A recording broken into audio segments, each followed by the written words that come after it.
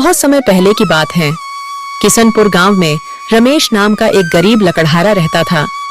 वो बहुत मेहनती व ईमानदार था।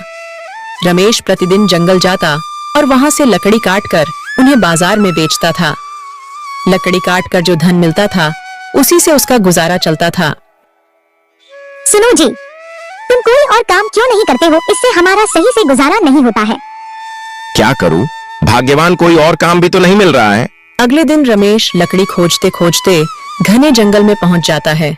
तभी उसे रास्ते में किसी की पुकारने की आवाज सुनाई देती है। रमेश पास जाके देखता है तो उसे एक जलपरी दिखाई देती है। कृपया मेरी मदद करो, मैं बहुत दिन से बीमार हूँ। लेकिन मैं भला तुम्हारी मदद कैसे कर सकता हूँ?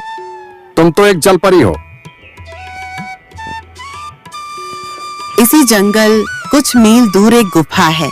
उस गुफा के अंदर एक जादुई गुलाब के फूल है। उसे लाकर मुझे दे दो, जिससे मैं ठीक हो जाऊंगी। रमेश जलपरी की बात मानकर उस जादुई गुलाब की तलाश में चल देता है। कुछ समय चलने के बाद वह उस गुफा के पास पहुंच जाता है। रमेश गुफा के अंदर जाता है।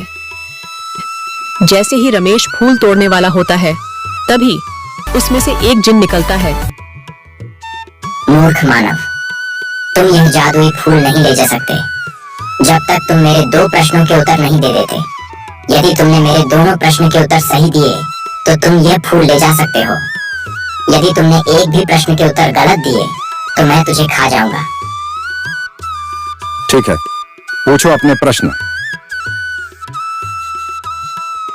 पहला प्रश्न, वह कौन है जिसके पास कभी तो दर्जन कपड़े होते हैं और कभी एक भी नहीं होता है?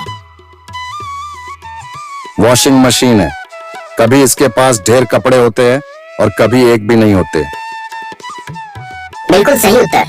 दूसरा प्रश्न, वह क्या है जो है तो सोने की मगर सोने से भी सस्ती है? रमेश कुछ देर सोच में पड़ जाता है। इसका उत्तर चारपाई है। यह है तो सोने की मगर सोने से भी सस्ती है। तुमने मेरे सभी प्रश्नों के उत्तर सही दिए हैं। अब तुम यह फूल ले जा सकते हो। यह कहकर जिन वहां से चला जाता है। रमेश फूल लेकर सीधे जलपरी के पास जाता है। जलपरी हो जलपरी, लो अपना जादुई फूल। जलपरी रमेश को मदद के बदले में उसे सोने के उपहार देती है और वहां से चली जाती है। रमेश उन सोने के सिक्कों से अमीर हो जाता है। फिर वह अपना जीवन हंसी खुशी से गुजारने लगता है।